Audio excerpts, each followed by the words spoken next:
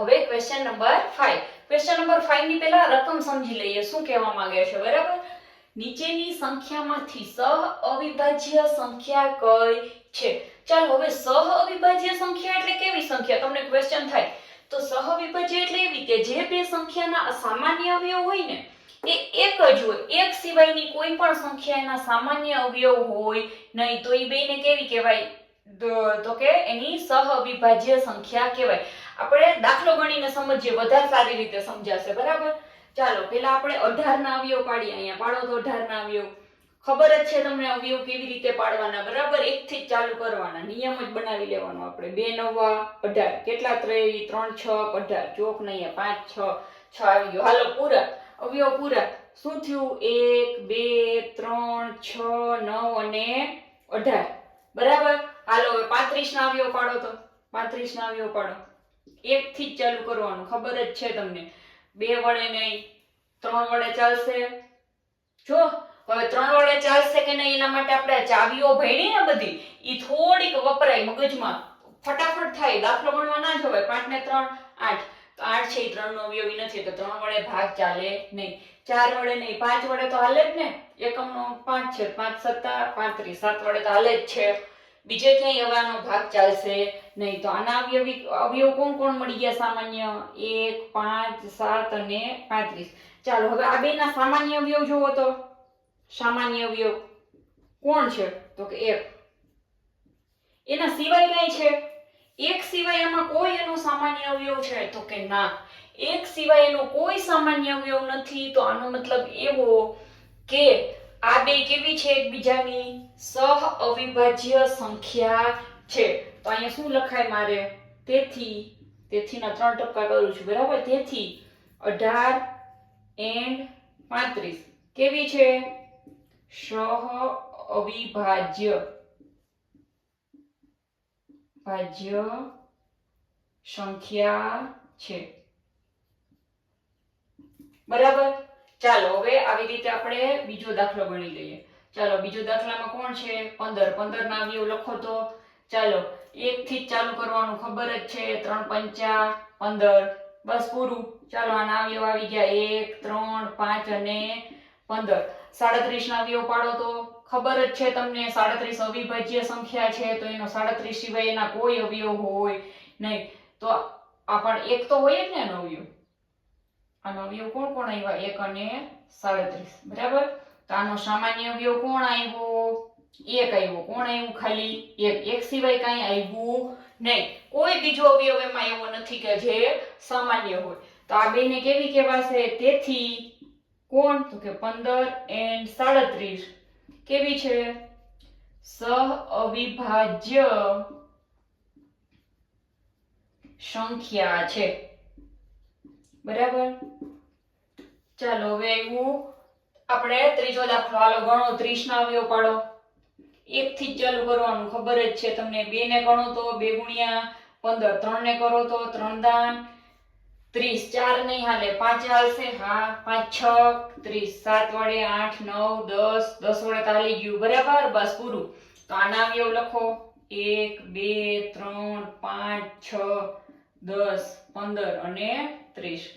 બરાબર, આટલા આના અવયવ થયા. ચાલો આ વ્યાખ્યા જે લખી તેને પૂછી દઉં છું. ચાલો હવે 415. જો 415 ના અવયવ આવ્યા ને, બીવાની કોઈ જરૂર નથી. હમણાં આપણે ચાવીઓને બધું શું કામ સમજ્યા છીએ? કાંઈ વધારાનું આપેલું હોય જ નહીં ચેપ્ટરમાં, કામનું જ હોય.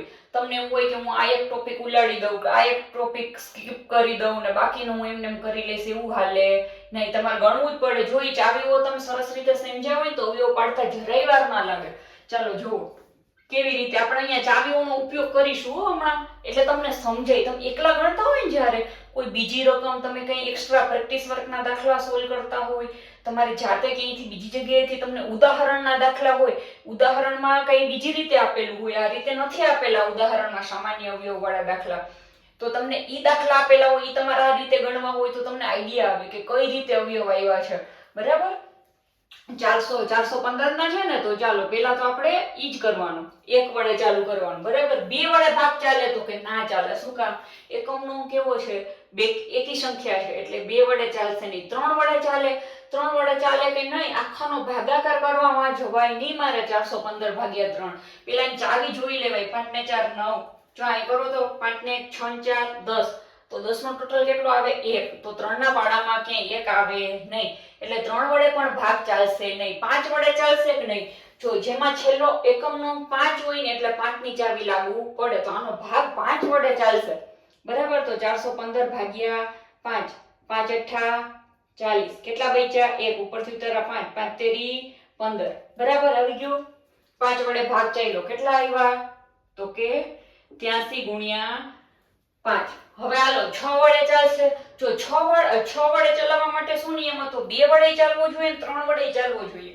તો જો અહીંયા 2 વડે ચાલ્યો નથી, એટલે 3 વડે જોવાનું જ ના આવે. 3 વડે નથી ચાલ્યો, પણ 2 વડે જ ચાલ્યો નથી, એટલે આ 6 વડે ચાલે નહીં. 7 8 9. 9 વડે ચાલશે કે નહીં? હાલો ચેક કરી લઈએ. તો કે 5 ને 4 9 ને 1 10.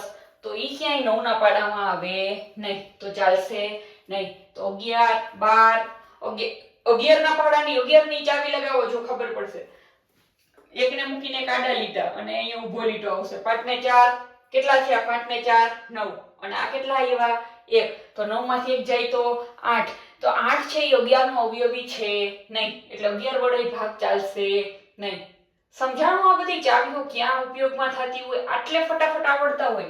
જે લોકોના મગજમાં ચાવીઓ ફિટ થયેલી હોય ને એ લોકો ફટાફટ ગણતા હોય દાખલા, ને આપણને એમ થાય કે આને કેમ ડાયરેક્ટ ખબર પડી જાય કે આના વડે ભાગ ચાલશે ને આના વડે ભાગ નહીં ચાલે. કેમ કે મનમાં શું ફરતું હોય? ચાવી ફરતી હોય. બરાબર. એટલે એને ખબર પડે.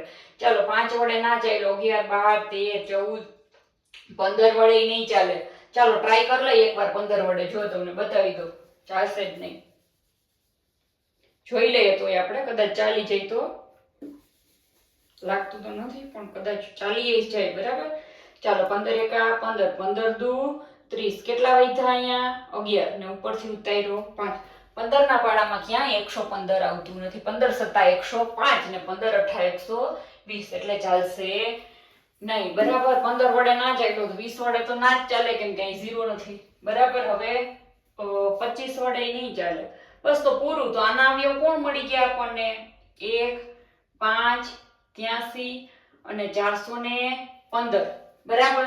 તો આમાં કઈ સામાન્ય અવયવ મળ્યા? સામાન્ય અવયવ મળ્યા આમાં. જો આમાં શું મળ્યું? સામાન્ય અવયવ. 1 સિવાય કોણ મળ્યું? 5 મળ્યું આપણને. કોણ મળ્યું? 5. સમજાણું? 1 સિવાય કોક મળ્યું આપણને, એ કોણ હતું? 5. તો આ સહઅવિભાજ્ય સંખ્યા છે નહીં, અહીં લખાય. તેથી 30 એન્ડ કોણ? 415 સહઅવિભાજ્ય સંખ્યા નથી. સંખ્યા નથી. બરાબર છે. ચાલો હવે કોનું આવ્યું? આપણે 17 અને 68 નું. ચાલો 17 નું કરો, અવયવ પાડો. 17 બીજે ક્યાંય આવે? કેમ કે આવે જ નહીં, કેમ કે કેવી સંખ્યા છે? અવિભાજ્ય સંખ્યા છે. ચાલો આના પાડો. 1 ગુણ્યા 68. આના તો પડશે. જુઓ 2 ગુણ્યા 2 તેરી 6 અને 2 ચોક 8. 34 દુ 68. બરાબર. પછી 3 વડે ચાલશે નહીં, 4 વડે હા. 17 ચોકું 68. 5 વડે, 6 વડે, 7 8 10. બરાબર છે. જુઓ હવે તમે છે ને આ દાખલામાં જુઓ, એક વસ્તુ સમજો. અહીંયા તમને ખાલી એટલી ખબર પડી ગઈ હોય ને કે 17 ચોક 68, એટલે તમને 1 માર્કમાં ખાલી દાખલો પૂછ્યો હોય, તમને એમ ના કીધું હોય સૂચના કે દાખલો ગણીને જવાબ આપો, એવું કંઈ પૂછ્યું હોય નહીં. તો તમે ખાલી એક અવયવ તમને ખબર પડી જ ગઈ કે 17 ચોક 68 થાય છે. તો આ બેયનો 17 સિવાયનો કોણ સામાન્ય અવયવ છે? તો કે 4 છે. સોરી 17 છે એ બેયનો અવયવ છે. એક પણ છે અને બીજું કોણ છે? 17. આ બેયનો અવયવ થશે. આના અવયવ કોણ આવ્યા? તો કે 1 અને 17. ને આના અવયવ આવ્યા 1 અને 17, અને આના અવયવ લખો 1 2 4 17 34 ને 68. તો આમાં સામાન્ય અવયવ કોણ આવ્યું? તો કે 1 તો આવ્યું. 1 ના સિવાય કોણ આવ્યું? 17 આવ્યું ને. તો આ બે કેવી થશે? સહઅવિભાજ્ય સંખ્યા છે નહીં. બરાબર છે. તો અહીંયા લખાયું 17 અને 17 કોણ? 68. સ અવિભાજ્ય સંખ્યા છે નહીં. બરાબર. ચાલો હવે 216 ને 215 જો આમાં જોશો ને તો તમને ડાયરેક્ટ જવાબ મળે. આના અવયવ પાડવા જવાય નહીં. તમારે પાડવા હોય તો તમે ટ્રાય કરી લેજો જાતે, બાકી આના અવયવ પડાય જ નહીં. કેમ કે આમાં તમને શું સામાન્ય મળે જુઓ તો. આમાં આ એક જ આંકડાનો ફેર છે. આ છે 216 ને આ છે 215. તો તમને આમાં શું સામાન્ય મળવાનું છે? આના બીજા વડે આવશે, આના બીજા વડે આવશે. કોઈ આનો સામાન્ય અવયવ એક સિવાય કોઈ સામાન્ય અવયવ મળે નહીં. આના અવયવ ઘણા પડશે, 216 ના ઘણા અવયવ પડશે, 215 ના બીજા અવયવ પડશે. પણ જો એક જ આંકડાનો ફરક છે 216 અને 215. એટલે એક સિવાય કોઈ સામાન્ય અવયવની અવયવ ઘણા મળશે પણ સરખા અવયવ મળશે નહીં. આમાં જે અવયવ હશે એ આમાં નહીં હોય ને આમાં હશે એ આમાં નહીં હોય. બરાબર. તો અહીંયા હું ડાયરેક્ટ જવાબ લખું છું. તમારે ઈચ્છા પડે તો તમે હજી એકવાર ઘરે ગણી લેજો, બેયના અવયવ પાડીને જોઈ લેજો. બાકી તમારે જો તમને ખબર પડી જાય તો તમે આમાં લખી શકો કે અહીંયા 216 અને 215, 216 અને 215 કેવી સહ અવિભાજ્ય સંખ્યા નથી. છે તો કે નહીં, સહ અવિભાજ્ય સંખ્યા નથી. બરાબર. ચાલો હવે એવું 81 અને 16. ચાલો 81 નું કરો તો 81 ના અવયવ પાડો. જો આમાં પાછી ચાવીઓનો ઉપયોગ કરાય. અવયવ પાડવા હોય ને ત્યારે તમને આ બધું એકબીજાને ઇન્ટરકનેક્ટેડ હોય.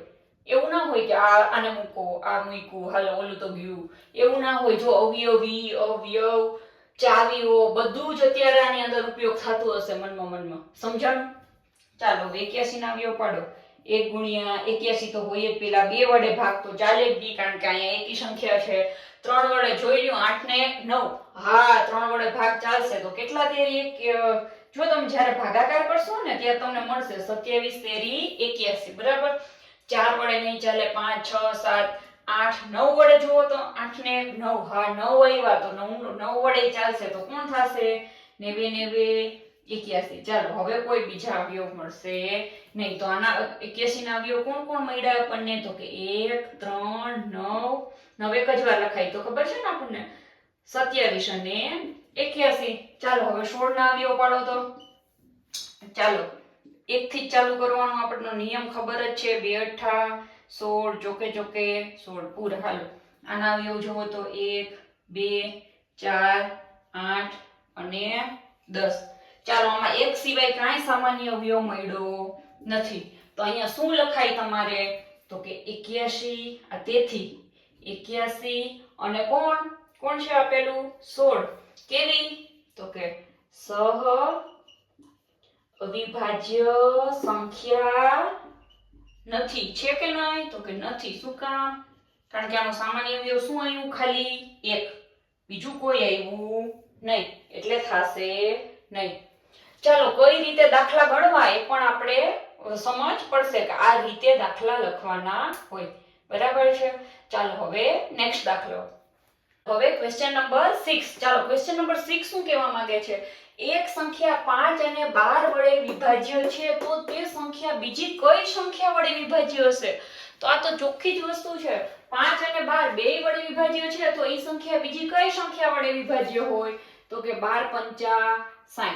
60 વડે વિભાજ્ય હોય. કેમ કે આ બેયનો સામાન્ય અવયવ છે. એક મોટી સંખ્યા હશે, એક મોટો અંક હશે, મોટી સંખ્યા હશે કે જે 5 વડે પણ એને ભાગી શકાય છે અને એ સંખ્યાને હું 12 વડે પણ ભાગી શકું છું.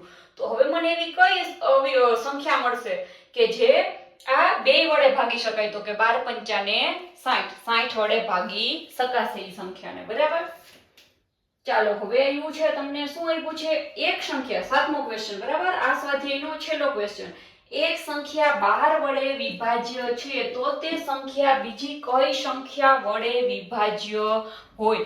જો હવે એક ખાલી એકનું આમાં બે આંકડા આપ્યા હતા 5 અને 12 બે વડે વિભાજ્ય છે એટલે 5 ને 12 બે વડે ભાગી શકાય છે તો બીજી કોના વડે ભાગી શકાતું હશે? આમાં શું પૂછ્યું કે 12 વડે વિભાજ્ય છે એટલે 12 વડે એક સંખ્યાને ભાગી શકાય છે તો એને બીજી કઈ સંખ્યા વડે ભાગી શકાતું હશે? વિભાજ્ય છે મતલબ એને ભાગી શકાતું હશે. બરાબર.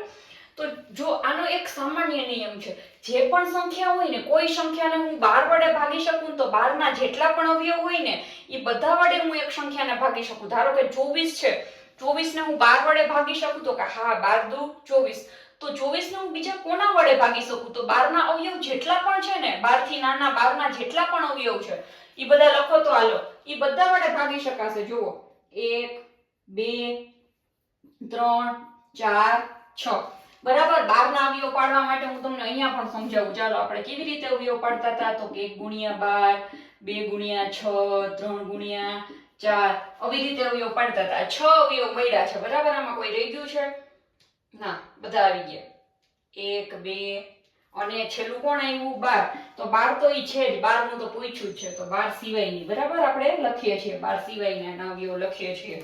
તો જો મેં કોણ એક્ઝામ્પલ લીધું હતું? 24 લીધું હતું ને, તો 24 ને જો 12 વડે ભાગી શકું તો 24 ને 1 વડે ભાગી શકું, 2 વડે ભાગી શકું, 3 વડે ભાગી શકું, 3 8 24, 4 વડે ભાગી શકું, થાય ને, અને 6 વડે પણ ભાગી શકું.